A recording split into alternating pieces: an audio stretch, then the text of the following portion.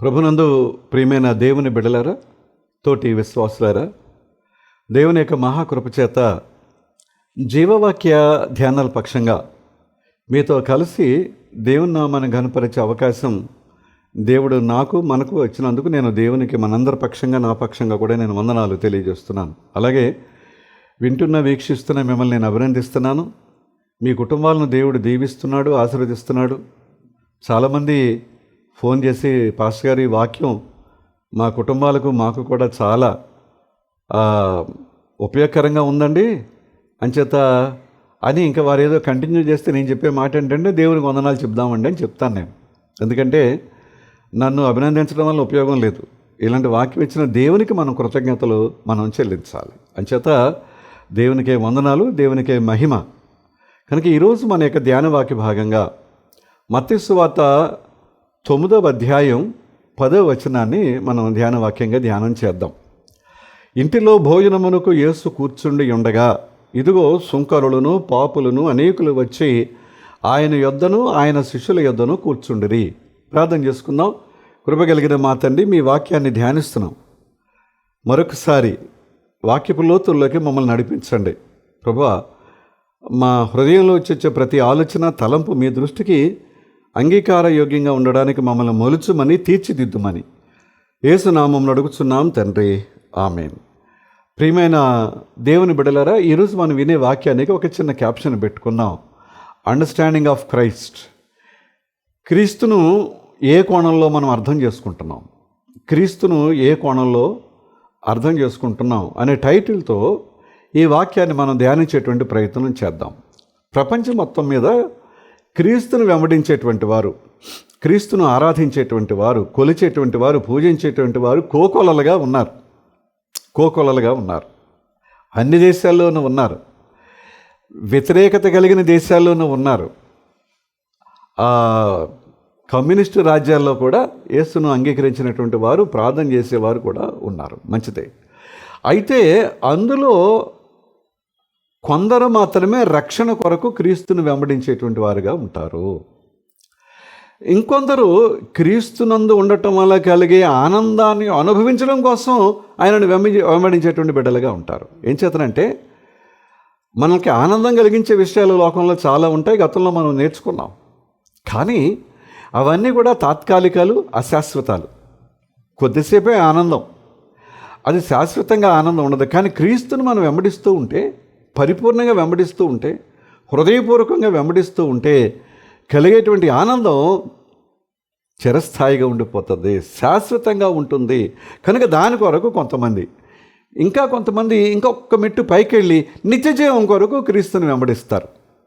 నిత్యజీవం కొరకు అంటే లోకంలో ఎలాగ జీవిస్తున్నానో, ఎలాగ ఆయన వెంబడిస్తున్నానో, నేను ఈ జీవితం చాలించిన తర్వాత, ముగించిన తర్వాత నేను నా ప్రభువు దగ్గరికి వెళ్ళాలి, నేను ఆయనతో కలిసి వేల సంవత్సరాలు అక్కడ నా జీవితాన్ని నేను కొనసాగించాలి అనే ఆలోచనతో నిత్యజీవం కొరకు క్రీస్తుని వెంబడించేటువంటి వారు కొంతమంది ఉంటారు.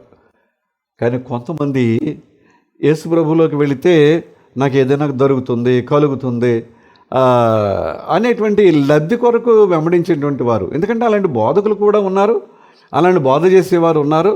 కనుక లబ్ధి కొరకు క్రీస్తును వెంబడించేటువంటి వారు ఉన్నారు. కనుక ఒక చిన్న ప్రశ్న మనం వేసుకుంటే మంచిది. ఆ ప్రశ్న ఏంటంటే, నేను యేసయ్యను దేని కొరకు వెంబడిస్తున్నాను? నేను క్రీస్తును దేని కొరకు వెంబడిస్తున్నాను? మళ్ళా చెప్తున్నాను, రక్షణ కొరకు నేను యేసు ప్రభుని వెంబడిస్తున్నానా? ఆనందం కొరకు నేను వెంబడిస్తున్నానా? నిత్యజీవం కొరకు వెంబడిస్తున్నానా? లేదా ఏదైనా లబ్ధి కొరకు మాత్రమే నేను క్రీస్తును వెంబడిస్తున్నానా? ఏం చేతనంటే, ఆపద కలిగినప్పుడు దేవా అని ప్రార్థన చేయటం సహజమే. ఆ ఆపదలో ఒక మొక్కుబడి ఉంటుంది. అది అయిపోయిన తర్వాత, ఆపదల నుంచి బయటకు వచ్చిన తర్వాత ఇంకా మొక్కుబడి చెల్లించుకుని తీర్చేసుకుని ఇక మళ్ళా దేవుడి జోలికి వెళ్లకుండా ఉండటం, అది కూడా చూస్తాం మనం. అలాంటి పరిస్థితి ఏదైనా మనలో ఉందా అనేదాన్ని కూడా మనం, అలాగే బోధకులు కూడా ఈ 3 విషయాలు బోధించేవారు ఉన్నారు. అలాగే ఈ ప్రాస్పరిటీ గాస్పుల్ అనే మాట చాలాసార్లు చెప్పుకుంటున్నాం మనం. యేసుప్రభుని వెంబడిస్తే మీకు ఇలా కలుగుద్ది, అలా కలుగుద్ది, ఇది జరుగుద్ది, అది జరుగుద్ది, మీ బిడ్డలకు ఉద్యోగాలు, మీ పిల్లలకి పెళ్ళిళ్ళు, ఇల్లు కట్టుకుంటారు, మంచి వాహనం కొనుక్కుంటారు అని చెప్పేటువంటి బోధకులు కూడా ఉన్నారు. అలాంటి బోధకులు కూడా ఉన్నారు. కనుక మనం ఎందుకు యేసుని వెంబడిస్తున్నాం, ఎలాగా యేసయ్యను మనం అర్థం చేసుకుంటున్నాం, ఎలాగో అర్థం చేసుకుని ఆయన వెంబడిస్తున్నాం, లేకపోతే ఆయన యొక్క శిష్యరకంలో మనం ఉన్నాం అనే ప్రశ్న వేసుకుని ఈరోజు ఈ వాక్యాన్ని ధ్యానించేటువంటి ప్రయత్నం మనం చేద్దాం. ఈరోజు ఇక్కడ మనం ఏం చదువుకున్నామంటే, ఇంటిలో భోజనమునకు యేసు కూర్చుని ఉండగా, అక్కడతో 9వ అధ్యాయం మత్తయి సువార్త 10వ వచనం మనం చదువుకున్నాం. ప్రియులారా, యేసయ్య మత్తయిను పిలిచారు. గమనించండి, యేసయ్య మత్తయిను పిలిచారు. నువ్వు వచ్చి నన్ను వెంబడించు అని అన్నారు. మత్తయి ట్యాక్స్ కలెక్టర్, పన్నులు వసూలు చేసేటువంటి ఒక గుత్తాధికారి అని అందాం ఆ రోజుల్లో. ఈ రోజుల్లో మన భాషలో ట్యాక్స్ కలెక్టర్ గారు ఆయన. ఏమండి, ఆయన వెంటనే ప్రభువుని వెంబడింపడానికి సిద్ధపడ్డారు.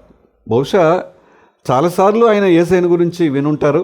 ఎందుకంటే ఆయన ఆ ఊరి గమని దగ్గర ఒక చక్కని ఒక ఆఫీస్ ఒకటి ఏర్పాటు చేసుకుని, ఆ ఆఫీసులో ఒక టేబుల్, చైరు, ఒక పెన్ను పట్టుకుని ఈ ట్యాక్సెస్ గురించి, ఎందుకంటే వస్తువులు లోపలికి తెచ్చేవారు, లోపల వస్తువులు బయటకు పెట్టుకెళ్ళి అమ్ముకునేటువంటి వారు, ఇలాంటి వర్తకులు చాలామంది ఉంటారు. ఇంకా రకరకాల ఇంటి పనులు, ఆ రోజులే రకరకాలు ఉన్న పనులు అనేవి చెల్లించేవారు. కనుక ఒక చాలా హుందాగా, హోదాగా, కనుక ఈ వచ్చేవారు వెళ్ళేవారు చెప్పుకునే మాటలు కూడా ఆయన వింటూ ఉంటాడు. ఆ వినే భాగంలో యేసయ్యను గురించి కూడా వినే ఉంటాడు. ఇప్పుడు యేసు ప్రభు వారు మత్తయిని పిలిచారు. పిలవగానే ఆ పిలుపునకు ఆయన ఒప్పుకొని అంగీకరించి ఆయన్ని వెంబడించడానికి సిద్ధపడ్డాడు. అయితే అలాగూ క్రీస్తుని వెంబడించడానికి వెళ్ళే ముందు ఒక విందు ఏర్పాటు చేశాడు ఆయన. బహుశా ఫేర్వెల్ పార్టీ అనుకుందాం మన భాషలో, ఫేర్వెల్ పార్టీ. ఇక నేను వెళుతున్నాను కనుక ఇక నేను మళ్ళా వెనక్కి చూడను, కనుక ఇదే చివరిసారిగా మనం అందరం కలుసుకోవటం అని తన బంధువులు, మిత్రులు అందరినీ కూడా ఆ విందుకు పిలిచాడు ఆయన. లేకపోతే మరొక రకంగా కూడా అనుకుందాం, నన్ను ప్రభువు పిలిచాడు కనుక కృతజ్ఞతగా ఆయనకు నేను వందనాలు చెల్లిస్తూ ఈ విందు ఏర్పాటు చేశాను, మీరు రండి అని ఒకవేళ తన తెలిసిన వారిని, మిత్రుల్ని కూడా ఆయన ఆ విందుకు పిలిచి ఉండొచ్చు. అది ఇంటిలో భోజనమునకు యేసు కూర్చుని ఉండగా అనేటువంటి ఆ మాట యొక్క సందర్భం. ఆ విందులో పాల్గొన్నటువంటి వారు సుంకరులు ఉన్నారు. ఆ సుంకరులు అంటే ఎవరు? మత్తయి తోటి పనివారు, పన్నులు వసూలు చేసిన సుంకరి. సుంకము అంటే పన్ను కదండి. సుంకరులు అంటే పన్నులు వసూలు చేసేటువంటి వారు. మత్తయి తోటివారు, క్రిందవారు, సహోద్యోగులు అనమాట అండి. వీరందరూ ఉన్నారు. రెండవది పాపులు.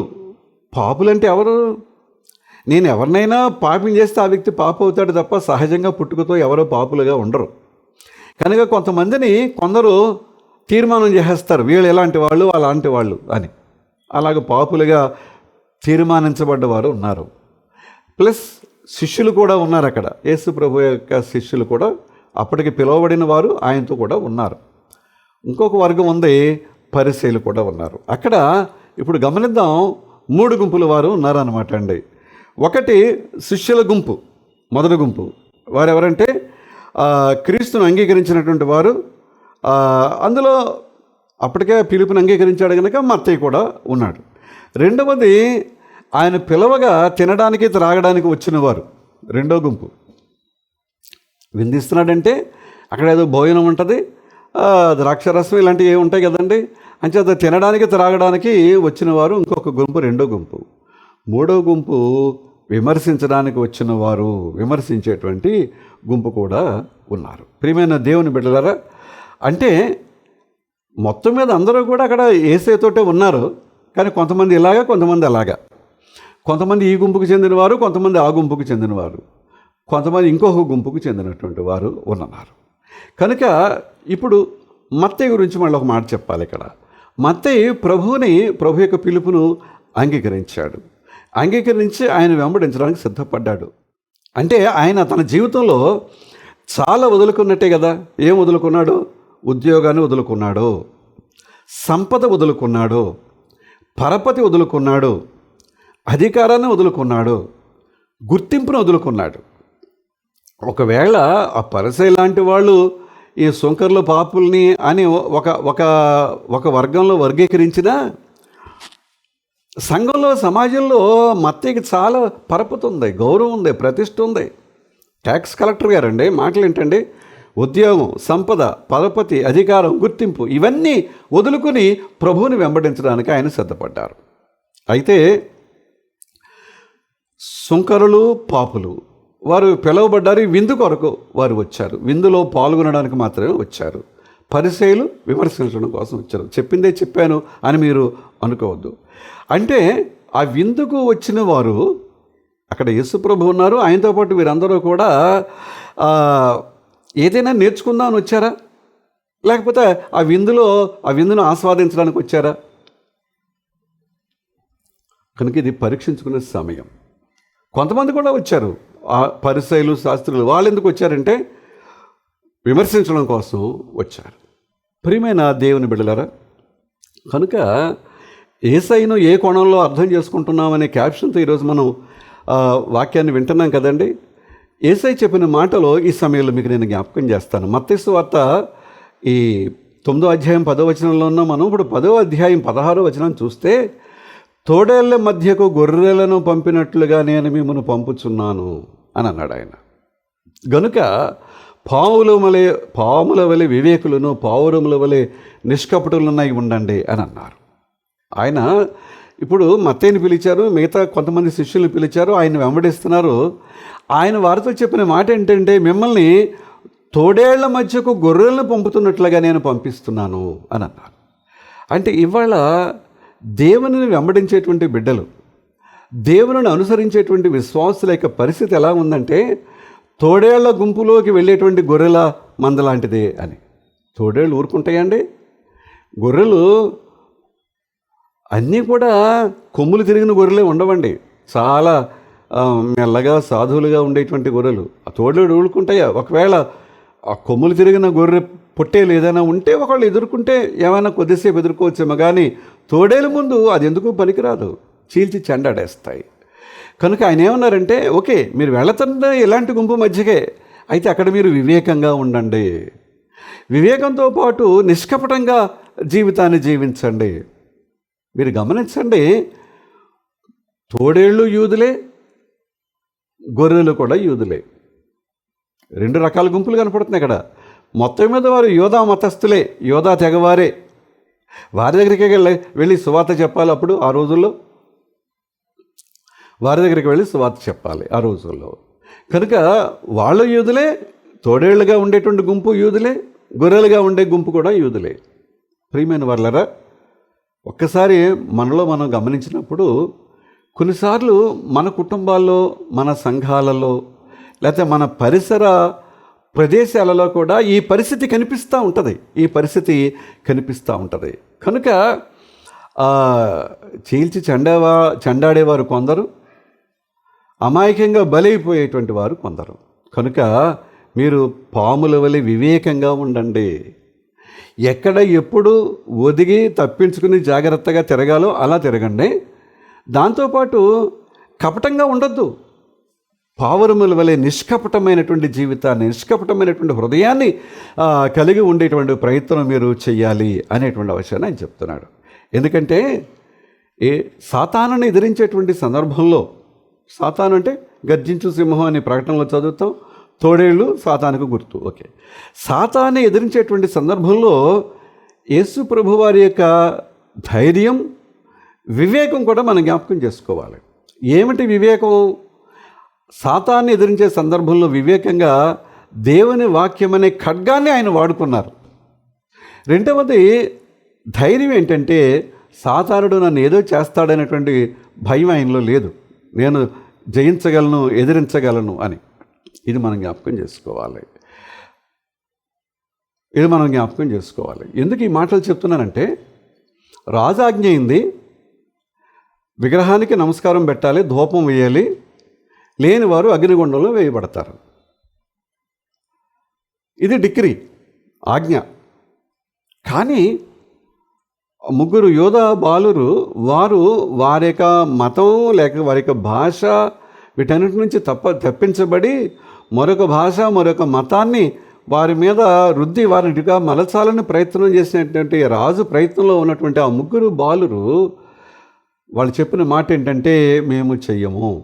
ఓకే, మేము ధైర్యంగా ఉన్నాం, చెయ్యం. అగ్నిగుండంలో వెయ్యండి, మా దేవుడు మమ్మల్ని కాపాడుతాడు. కాపాడకపోయినా మాకు ఇష్టమే, కానీ మేము మాత్రం ఈ విగ్రహారాధన మేము చెయ్యం. అది మీకు అర్థమవుతుంది కదండి. సాతాన్ని ఎదిరించే సందర్భంలో క్రీస్తు యొక్క ధైర్యం, వివేకం, హృదయంలో నిష్కాపట్యం, ఏమంటే ఇవన్నీ కూడా మన హృదయాల్లో ఉండాలని ప్రభు బోధిస్తున్నారు. కనుక అలాగని యేసు ప్రభువులో పాపం ఉన్నదని ఎవరు చెప్పగలరు? ఆయన పాపరహితుడు అని పిలాతు ఒప్పుకున్నాడు. పిలాతు భార్య కూడా ఒప్పుకుంది, ఆయనలో ఏ పాపం లేదు, ఆయన నీతిమంతుడు, ఆ నీతిమంతుని జోలికి నువ్వు వెళ్ళొద్దని కౌరు పెట్టింది. పిలాతు కూడా ఈయనలో నేరం ఉన్నదని నాకేం కనపట్టలేదు, సిలువకు తగిన నేరం ఏమీ కనపట్టలేదని పిలాతు కూడా చెప్పాడు. అయితే ఈ ప్రజల గోల పడలేక సిలువకు అప్పగించాడు తప్ప, క్రూరుడే. నేను పిలాతుని మెచ్చుకోవట్లేదు, కానీ యేసు ప్రభుని నీతిమంతుడు అని ఆయన ఒప్పుకున్నాడు, భార్య ఒప్పుకుంది. అలాగే మత్తయి సువార్త 13వ అధ్యాయంలో 29వ వచనంలో గురుగులు గోధుమలు అనే ఉపమానాన్ని ప్రభువు చెప్పారు. దేవుడు గోధుమలు విత్తితే సాతానుడు గురుగులను విత్తాడు అనేటువంటి విషయాన్ని అక్కడ మనం చూస్తాం. కనుక గోధుమలు దైవ విత్తనాలు, గురుగులు సాతాను విత్తనాలు. ఈ రెండు కూడా ఆయన గోధుమలు విత్తి ఆయన వెళితే ఆ వెనకొచ్చిన వాడు గురుగులు విత్తాడు. ఇది కూడా మనం చూస్తాం. ఎందుకంటే లోకంలో మనం జీవిస్తున్నప్పుడు దేవుని నుంచి మనలను ప్రక్కదారి పట్టించేటువంటి ప్రయత్నాలు మనవారే చేస్తారు. అబ్బెబ్బే అలా కదండి, ఇలా చేయకపోతే ఎలాగండి, అబ్బెబ్బే కాదండి, ఆ రోజు అది కుదరదండి, ఆ రోజు చేయడానికి వెళ్ళేది ఈరోజు చేద్దామని చెప్పి మనతోనే ఉండి మనలను ప్రక్కకు లాగి మనను నిర్జూరపరిచి, లేకపోతే మనలో అధైర్యాన్ని పుట్టించేటువంటి మన వాళ్ళు చాలామంది కనిపిస్తారు. ఇక చెవిలో అదే పనిగా మొదలు పెడుతూ ఉంటే మనం ఏమీ చేయలేక అలాగ లోకం వైపు వెళ్ళిపోతూ ఉంటాం. కనుక మనం క్రీస్తును ఏ కోణంలో అర్థం చేసుకుంటున్నామనే క్యాప్షన్తో ఈరోజు వాక్యాన్ని మనం వింటున్నామండి. అయితే వెంటనే ఆ గురుగుల్ని మనం తొలగించలేం. ఎందుకంటే ఆ తొలగించేటువంటి ప్రయత్నంలో గోధుమలు కూడా ఇబ్బంది కలగవచ్చు. అందుకని ప్రభు ఏమన్నారంటే, కోతకాలం వరకు ఆగండి. గురుగులు పెరుగుతాయి, గోధుమలు కూడా పెరుగుతాయి. కోత కోసేటప్పుడు ఆ పనివారితో ఆయన ఆ యజమాని చెప్పే మాట ఏంటంటే, మీరు జాగ్రత్తగా గోధుమలన్నీ కొయ్యండి, గురుగులను అలాగే ఉంచండి. గోధుమలను కోత కోస్తారు, పనులు కడతారు, దాన్ని నూర్చే ప్రయత్నం చేస్తారు. ఆ తర్వాత ఈ గురుగులన్నీ ఒకచోట కూర్చబడి కాల్చబడతాయి. కనుక కోతకాలం వరకు కూడా, అంటే కొంతకాలం మనం భరించాలి, కొంతకాలం మనం సహించాలి. ఈ శ్రమలు, హింసలు, కష్టాలు, ఎందుకంటే తోడేళ్ళ గుంపు కదండి అది. ఈ శ్రమలు, కష్టాలు, హింసలు, నిందలు, అపవాదులు భరించాలి. ఎంతవరకు భరించాలంటే కొంతకాలం ఆ భరించే సమయంలో వివేకంగా ఉండాలి. అదే టైంలో నిష్కపటంగా కూడా ఉండడానికి మనం ప్రయత్నం చేయాలి. నిష్కపటం ఉండాలి. ఎందుకంటే మనలోనే ఉంటారు, మనతోనే ఉంటారు, కానీ వాడు పాడు చేస్తారు. ఆ పాడు చేసే పని కుటుంబంలో అవ్వచ్చు, సంఘంలో అవ్వచ్చు, సమాజంలో అవ్వచ్చు, స్నేహంలో కావచ్చు, ఇంకెక్కడైనా కావచ్చు. ఈ పాడు చేసేవారు కుటుంబంలో ఉంటారు, సంఘంలో ఉంటారు, సమాజంలో ఉంటారు, స్నేహితుల్లో కూడా ఉంటారు. మెలకువగా ఉండాలి, వివేకంగా ఉండాలి. అదే సమయంలో నిష్కపటమైనటువంటి జీవితాన్ని జీవించాలి. అందుకని మత్తయి సువార్త 5వ అధ్యాయం 13వ వచనంలో ఏం చెప్పారంటే, మీరు లోకమునకు ఉప్పై ఉన్నారు అనే మాట చెప్పారు. ఉప్పు అది చెడిపోదు, దేనికి చేర్చబడుతుందో అది చెడిపోకుండా కాపాడబడుతుంది ఉప్పు వల్ల, మనందరికీ తెలిసినటువంటి విషయాలు. కానీ ఉప్పు నిస్సారం అయితే, ఉప్పులో సారం పోతే ఏం చేస్తారు చెప్పండి? దానిని అది చెడిపోతుంది. సారం లేనిది దేనికి చేర్చబడితే అది కూడా చెడిపోతుంది, పాడైపోతుంది. కనుక ప్రభు చెప్పేది ఏంటంటే, సారవంతమైన బ్రతుకు మీరు బ్రతకండి. ఎందుకంటే నిస్సారమైన బ్రతుకు నిర్జీవంతో సమానం. కనుక ప్రభు చెప్పేది ఏంటంటే, సారవంతమైన బ్రతుకు మీరు బ్రతకండి అని. కనుక మీరు గమనిస్తే యోహాను సువార్త 17వ అధ్యాయం 15వ వచనంలో ఆయన చెప్పిన మాట ఏంటంటే, నీవు లోకములో నుండి వారిని తీసుకుపొమ్మని నేను ప్రార్థన చేయట్లేదు. ఎవరిని? ఈ గొర్రెల గుంపుని, ఈ గోధుమలను, ఉప్పుగా ఉన్న వారిని. గొర్రెల గుంపును తోడేళ్ళు చెడగొడుతున్నాయి, గోధుమలను గురుగులు చెడగొడుతున్నాయి. ఈ ఉప్పు నిస్సారమైపోయి అది దేనికి చేర్చబడితే అది చెడిపోతుంది కనుక అయ్యా, ఈ సారంగా ఉన్న ఉప్పుని, గోధుమలుగా ఉన్నటువంటి వారిని, గొర్రెలుగా ఉన్నటువంటి వారిని లోకం నుంచి తీసుకుపోమని నేను ప్రార్థన చేయటం లేదు, కానీ దుష్టుని నుండి వారిని కాపాడమని వారి కొరకు నేను ప్రార్థన చేస్తున్నాను అని అన్నాడు ఆయన. దుష్టుని నుండి కాపాడమని. కనుక మన కొరకు ఒక ప్రార్థన జరుగుతుంది, మనకు ఒక విజ్ఞాపన జరుగుతుంది. ఆ ప్రార్థన చేసే ఆయన సామాన్యుడు కాదు, మన కొరకు ప్రాణం పెట్టిన మన యేసయ్య. ఆయన మన కొరకు ప్రార్థన చేస్తున్నారు, అయ్యా వీరిని నువ్వు కాపాడాలి. కనుక మనల్ని మనం ఎలాగా కాపాడుకోలేం, కానీ మన పక్షంగా ఉండి కాపాడమని ప్రార్థన చేసే యేసయ్య మనకు తోడుగా ఉన్నారు. ఒకవేళ ఎవరి ప్రార్థన విన్నా వినకపోయినా యేసయ్య ప్రార్థన దేవుడు వినకుండా ఉండడు కదండి. కనుక ఆయన మన కొరకు ప్రార్థన చేస్తున్నప్పుడు మనం నిష్కపటంగా ఉండాలి, ధైర్యంగా ఉండేటువంటి ప్రయత్నం మనం చేయాలి. నీవు లోకములో నుండి వారిని తీసుకుపోమ్మని ప్రార్థించటం లేదు, కానీ దుష్టుని నుండి వారిని కాపాడమని నేను ప్రార్థన చేస్తున్నాను. కనుక మనం లోకంలోనే ఉండాలి, వారితోనే ఉండాలి, కానీ యేసయ్య చేత కాపాడబడాలి. కనుక అక్కడ అందరూ ఉన్నారు. మత్తయ్య గారి ఇంట్లో భోజనానికి పిలువబడినప్పుడు అందరూ ఉన్నారు, కానీ అక్కడ 3 గుంపులు మనం చూస్తున్నామండి. 3 గుంపులు మనం చూస్తున్నాం. మళ్ళీ జ్ఞాపకం చేస్తాను. ఒకటి శిష్యుల గుంపు, రెండవది తినడానికి తాగడానికి వచ్చినటువంటి గుంపు, మూడవది విమర్శించడానికి వచ్చినటువంటి గుంపు. కనుక ఇది ఎలాగా మనకి తప్పదు, కానీ ఆ గుంపుల్లోనే మనం ఉండగా మనల్ని కాపాడమని యేసయ్య మన కొరకు ప్రార్థన చేస్తున్నాడు. కనుక యేసయ్య గుంపులో ఉండేటువంటి బిడ్డలుగా ఏమండి మీరు గమనించండి. లోకసువార్త 17వ అధ్యాయం 34వ వచనంలో ఎవరు పరలోకానికి వెళతారు, ఎవరు విడవబడతారు అనే దానికి చెప్తూ ఆయన ఏమన్నారంటే, ఇద్దరు మంచం మీద ఉంటారు, ఇద్దరు పొలంలో ఉంటారు, ఇద్దరు తిరగలు విసురుతూ ఉంటారన్నారు. ఇప్పుడు ఇద్దరు ఎవరు? ఆ ఇంట్లో వాళ్ళేగా. పొలంలో ఉన్నా, మంచం మీద ఉన్నా, తిరగలు విసురుతున్న ఒక ఇంటి వారే. కానీ అందులో ఒకరు ఎత్తబడతారు, ఒకరు విడవబడతారు.